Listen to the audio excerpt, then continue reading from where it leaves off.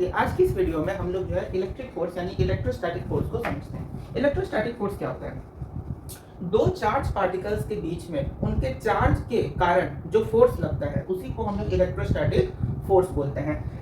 Electrostatic force जो था इसको सबसे पहले कूलम्ब्स दिए थे, कौन दिया था? कूलम, जिसके कारण इसको हम लोग Coulomb's law of electric force के नाम से भी जानते हैं। अब कूलम ये बोले कि जो Q1 चार्ज है वो Q2 चार्ज पे इस तरफ फोर्स लगा रहा है और Q2 जो है वो Q1 चार्ज पे इस तरफ फोर्स लगा रहा है और इन दोनों चार्ज के बीच का डिस्टेंस कितना है? r है। इन दोनों चार्ज के बीच का जो डिस्टेंस कितना है? r है। तो उनका थ्योरी ये था कि जो ये जो फोर्स लग रहा है वो उन दोनों चार्ज के प्रोडक्ट के तो डायरेक्टली प्रोपोर्शनल होगा, लेकिन उन दोनों चार्ज के बीच का जो डिस्टेंस है उसके क्या होगा? इनवर्सली प्रोपोर्शनल होगा। हम क्या किए कि इस दोनों इक्वेशन को कंबाइन किए, इस दोनों इक्वेशन को क्या किए? कंबाइन कर दिए। तो जब इन दोनों इक्वेशन को हम कंबाइन किए तो हमको रिजल्ट मिला कि जो फोर्स लग रहा है वो लग रहा है K into Q1 Q2 by r square. ये हमको रिजल्ट मिला जहाँ पे ये K क्या मिला? Electric force constant. ये K क्या है यहाँ पे? इलेक्ट्रिक फोर्स कांस्टेंट, जिसका वैल्यू जो है हर मीडियम के अकॉर्डिंगली डिफरेंट होता है।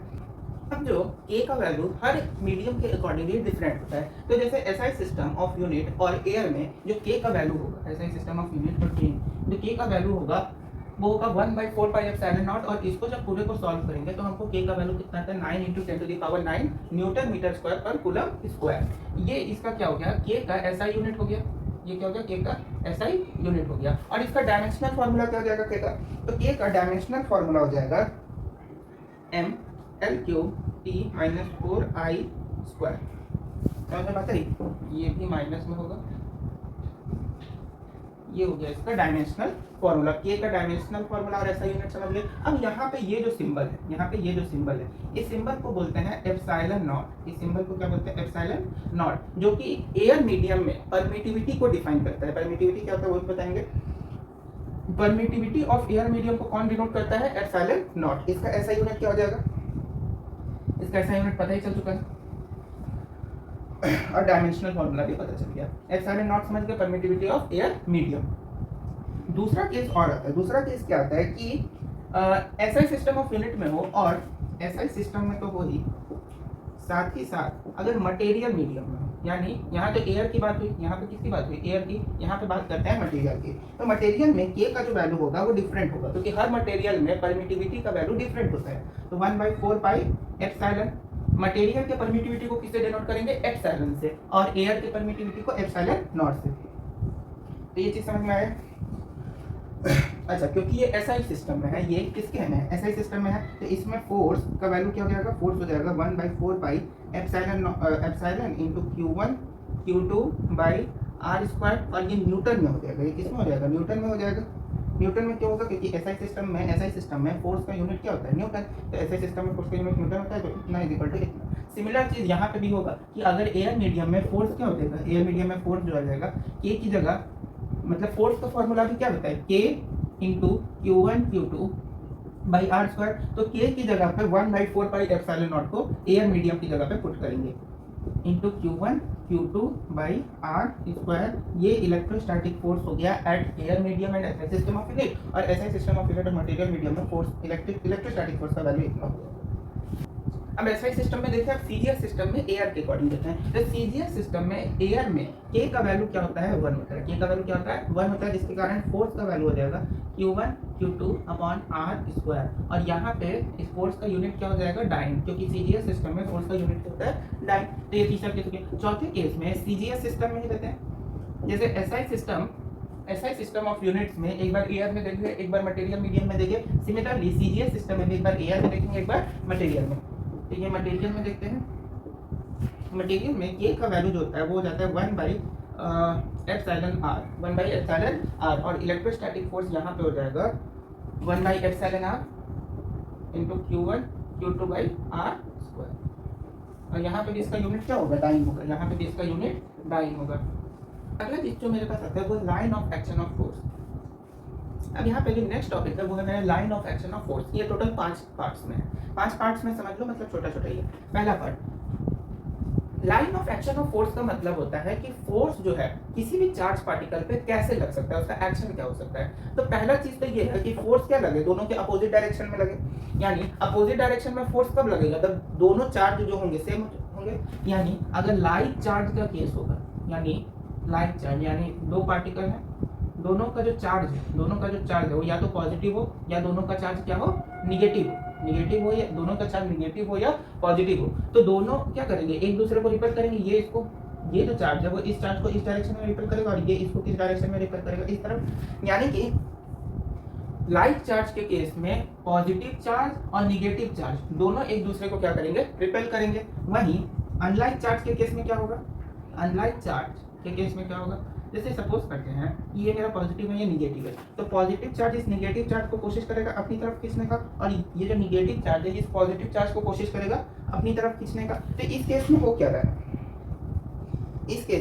है, ये चार्ज इसको अपनी तरफ खींच रहा है, ये चार्ज इसको अपनी तरफ खींच रहा है। यानी फोर्स जो है एक दूसरे के सामने लग रहा है। फोर्स क्या लग रहा है, एक दूसरे के सामने लग रहा है और मटेरियल में लग रहा है। यहाँ पे इलेक्ट्रोस्टैटिक, यहाँ पे जो फोर्स होगा उसका नेचर कैसा होगा, रिपल्सिव नेचर होगा, और यहाँ पे अट्रैक्टिव नेचर होगा। तो यहाँ पे फोर्स का वैल्यू हो जाएगा 1/4πε Q1 Q2/r²। चलो मैं बात है। तीसरा केस आता है कि अगर हम ये जो चार्ज है इन दोनों चार्ज के बीच का डिस्टेंस इंक्रीज करते हैं। जैसे पहला चार्ज पार्टिकल लिए, इन दोनों के बीच का डिस्टेंस जो है, दो चार्ज पार्टिकल है, दोनों के बीच का डिस्टेंस लिए r। अब इस डिस्टेंस को क्या किया, थोड़ा सा इंक्रीज किया, तो इन दोनों के बीच का डिस्टेंस कितना हो गया, r डैश। तो इस दौरान इलेक्ट्रोस्टैटिक फोर्स क्या होगा, 1/4πε Q1 Q2/r² होगा। और इस दौरान यानी जब r डैश था, r डैश क्या है, थोड़ा सा इंक्रीमेंट, यानी पहले दोनों जो चार्ज हैं ये सेम है, चार्ज क्या है, सेम चार्ज है, बस दोनों के बीच का डिस्टेंस इंक्रीज किए हैं। तो डिस्टेंस जितना इंक्रीज हुआ वो क्या है, r डैश। तो इस केस में इलेक्ट्रोस्टैटिक फोर्स क्या हो जाएगा, 1/4πε Q1 Q2/r डैश का होल स्क्वायर। अब इसको अगर हम डिवाइड करते हैं, इसको एक केस नंबर ए मान लो, इसको केस बी मान लो, यानी ए केस में यानी इलेक्ट्रोस्टैटिक फोर्स एट ए केस में और बी केस में, दोनों केस में अगर देखें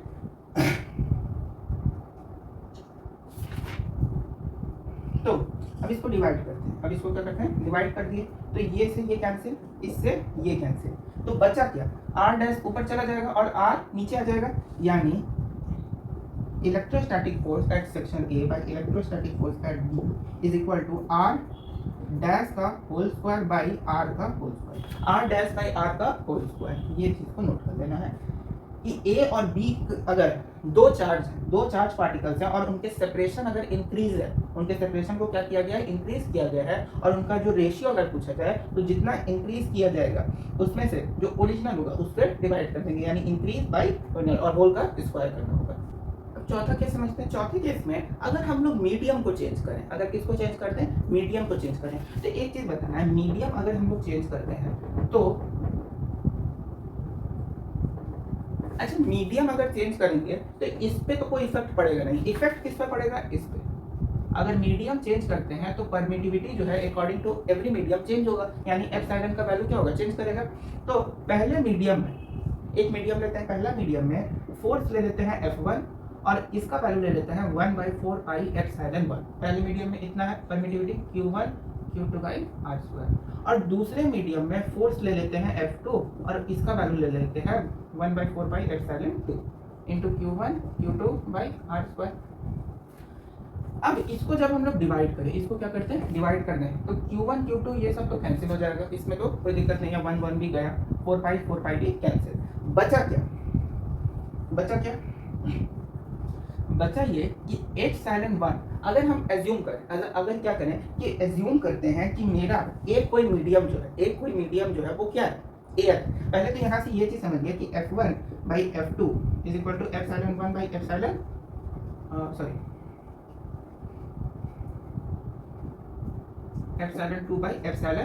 होगा, ये चीज तो पहले समझ गया। दूसरा चीज, एक चीज यहाँ से ये निकला चौथे केस में, पहला चीज। दूसरा चीज जो निकलेगा वो है कि अगर हम ये जो सेकंड मीडियम है ना, ये जो सेकंड मीडियम है इसको मटेरियल का मीडियम मानते हैं, यानी इसको हम लोग किसका मीडियम मानते हैं, मटेरियल का परमिटिविटी मानते हैं, और इस एप्सिलॉन 1 को एयर का परमिटिविटी मानते हैं। एप्सिलॉन 1 किसका परमिटिविटी है, एयर का, यानी एयर के परमिटिविटी यानी एप्सिलॉन 1 यानी एप्सिलॉन नॉट हो जाएगा, और एप्सिलॉन 2 को मटेरियल का मानते हैं तो ये एप्सिलॉन होगा।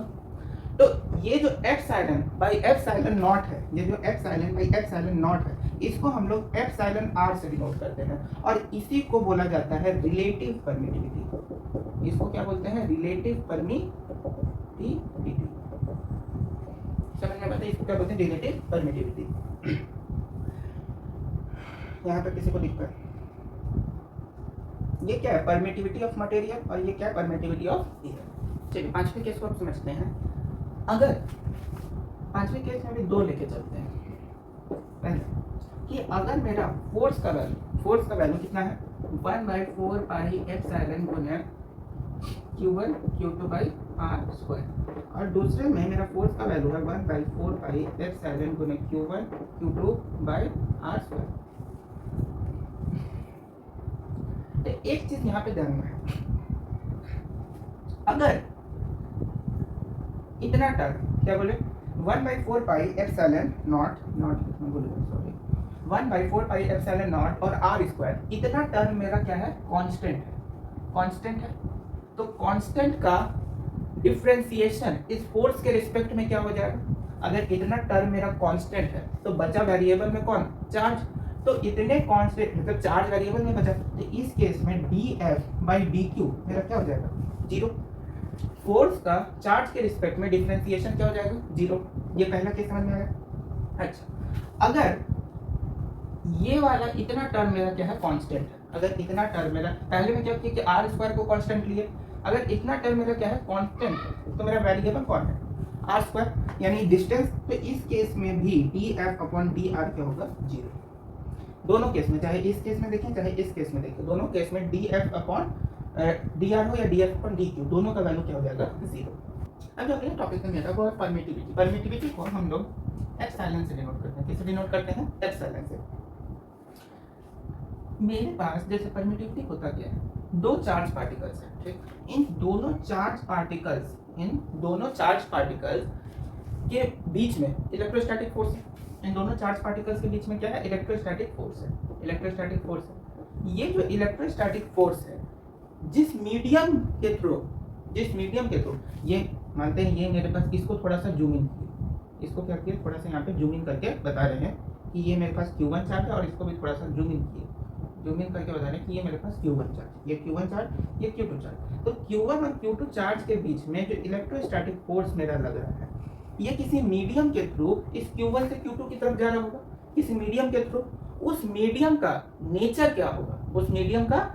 क्या होगा,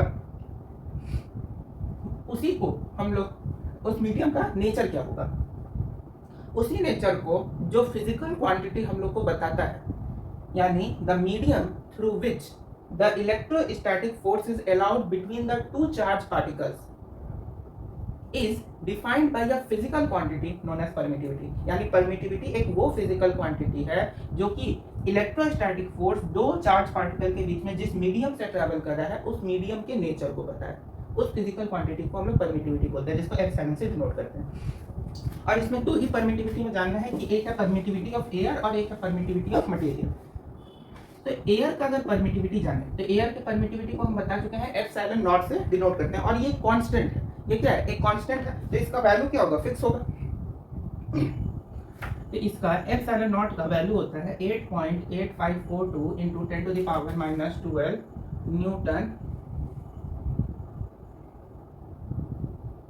Newton inverse metre square coulomb square. ये इसका हो गया एप्सिलॉन नॉट का। और ये कैसा क्वांटिटी है, स्केलर क्वांटिटी है। It is a scalar physical quantity, जिसका कि ऐसा यूनिट क्या हो जाएगा, न्यूटन पर मीटर स्क्वायर कूलम स्क्वायर। समझ में बताइए। डायमेंशनल फार्मूला जानते हैं, डायमेंशनल फार्मूला लिख देते हैं, m inverse L Q T 4I square, जहाँ पे ये मास दिख रहा है, ये मेरा क्या है, न्यूटन यानी कि केजी मीटर, यानी कि मीटर का मेरा क्यूब हो जाएगा, न्यूटन का इनवर्स में टाइम, कूलम को, ये जो कूलम स्क्वायर है इसको हम लोग क्या लिख सकते हैं, एम्पियर पर सेकेंड। पर सेकेंड, तो सेकेंड का जो यूनिट है डायमेंशनली वो टाइम हो गया, और एम्पियर का यानी करंट का आई हो गया। तो परमिटिविटी समझ में आता है। इसका एयर मीडियम में परमिटिविटी को किससे डिनोट करते हैं, एप्सिलॉन नॉट से। एप्सिलॉन नॉट का वैल्यू कितना होता है, इतना होता है। ये एप्सिलॉन नॉट क्या है, स्केलर फिजिकल क्वांटिटी है जिसका डायमेंशनल फार्मूला क्या होता है, m/L3/T4I²। अगला जो जानेंगे वो जानेंगे मटेरियल मीडियम में। मटेरियल मीडियम में परमिटिविटी को एज इट इज एप्सिलॉन से ही डिनोट करते हैं। और क्योंकि मटेरियल जो है, जैसे एयर मीडियम जो था वो मेरा कांस्टेंट था, उसमें एप्सिलॉन नॉट का वैल्यू कांस्टेंट रहेगा, लेकिन जो मटेरियल मीडियम है उसमें हर में एप्सिलॉन का वैल्यू क्या होगा, अलग अलग होगा। तो एप्सिलॉन का वैल्यू यहाँ पे वेरी करेगा, क्योंकि हर मटेरियल में एप्सिलॉन का वैल्यू अलग अलग होगा यहाँ पे, लेकिन स्केलर फिजिकल क्वांटिटी होगा, बिल्कुल इसमें कोई शक नहीं है कि स्केलर फिजिकल क्वांटिटी ही होगा ये। और इसका ऐसा यूनिट, इसका अगर ऐसा यूनिट देखें तो ऐसा यूनिट हो जाएगा फैराडे मीटर। फैराडे मीटर, ये इसका ऐसा यूनिट हो जाएगा फैराडे मीटर। रिलेटिव परमिटिविटी जो है, रिलेटिव परमिटिविटी अभी पता है कि रिलेटिव परमिटिविटी क्या होता है, किसी भी मटेरियल मीडियम और air medium, the ratio of material medium to the air medium is known as relative permittivity. तो रिलेटिव परमिटिविटी एयर के लिए कितना होगा, यानी फॉर एयर, एयर के लिए एप्सिलॉन नॉट का वैल्यू क्या हो जाएगा, 1, सॉरी एप्सिलॉन नॉट बोलना है, रिलेटिव परमिटिविटी। एयर के लिए रिलेटिव परमिटिविटी का वैल्यू 1, और कोई भी मटेरियल हो, कोई भी मटेरियल हो उसके लिए रिलेटिव परमिटिविटी का वैल्यू क्या होगा, 1 से हमेशा बड़ा होगा, उसके लिए 1 से हमेशा बड़ा होगा। क्या, अब यहाँ पे देखिए रिलेटिव परमिटिविटी का वैल्यू क्या आता है, एप्सिलॉन बाई एप्सिलॉन नॉट। तो एयर का अगर हम लोग को रिलेटिव परमिटिविटी चाहिए तो ये क्या है, एयर का, इसको भी एप्सिलॉन नॉट कर देते हैं, रिलेटिव परमिटिविटी ऑफ एयर क्या आ जाएगा, 1। ये चीज कंफर्म हो गया। दूसरा है मटेरियल मीडियम, तो मटेरियल मीडियम के लिए हमेशा 1 से बड़ा क्यों होगा, 1 से बड़ा इसलिए होगा क्योंकि एप्सिलॉन नॉट, ये जो एप्सिलॉन नॉट है इसका वैल्यू हम लोग अभी पढ़े कितना होता है, 8.854 × 10⁻²। ये खुद देखोगे तो 1 से क्या है, बड़ा है, ये खुद क्या है, 1 से बड़ा है, जिसके कारण एप्सिलॉन का वैल्यू भी क्या होगा, 1 से बड़ा ही होगा। एप्सिलॉन आर का relative permittivity of one material is always greater than 1।